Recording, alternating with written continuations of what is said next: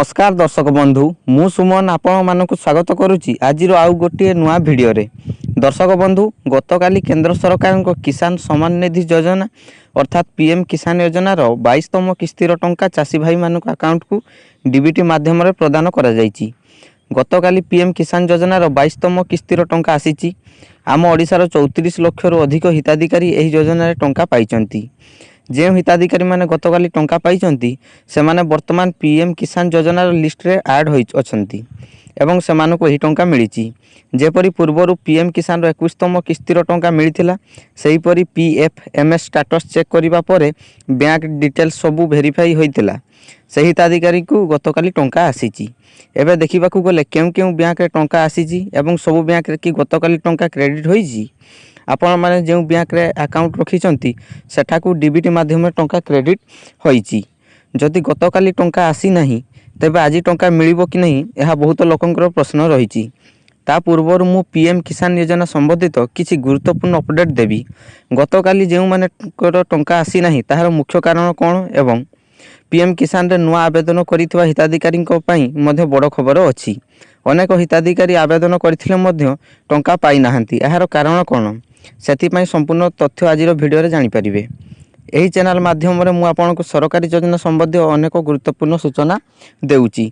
जदि आपनको कोनसी सरकारी योजना टंका मिलु नाही किंबा नुआ योजना अपडेट जानिबाकू चाहुचंती तेबे एही चैनल माध्यम समस्त तथ्य मिलिबो। जदि प्रथम थर पई आपण एही चैनल को विजिट करूचंती तेबे वीडियो को लाइक करंतु एवं चैनल को सब्सक्राइब करंतु सहित बेल आइकन को क्लिक करी ऑल सेट करंतु। एबे देखंतु गतकाली जो टंका आसीची सेगुडी को प्राय समस्त बैंक रे क्रेडिट होईची जथा IPPB, India post payments bank, Airtel payments bank, state bank of India, Punjab national bank, bank of Baroda, union bank एवं अन्य बैंक रे मध्ये टंका क्रेडिट होईची। किंतु गोटे बैंक रो हिताधिकारी माने गतकाली टंका पाई नांती से होउची ओडिशा ग्राम्य बैंक। यह पूर्व यह उत्कल ग्रामीण बैंक थिला एबे यह ओजीबी रे कन्वर्ट होईची।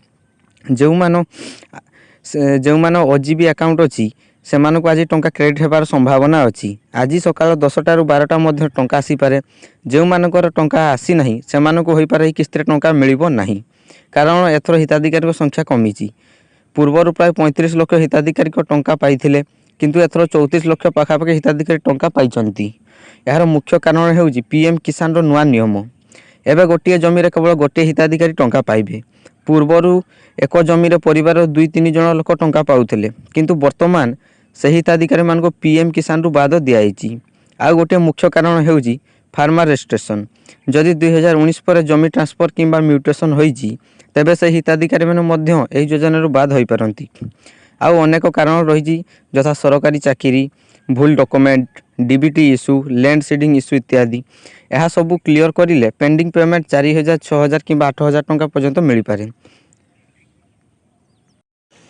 आशा करूची ए भिडियोटी आपण मानकु भलो लागिथिबो। वीडियो भलो लागिले चैनल को सब्सक्राइब करंतु एवं अधिक रो अधिक शेयर करंतु। धन्यवाद। जय जगन्नाथ।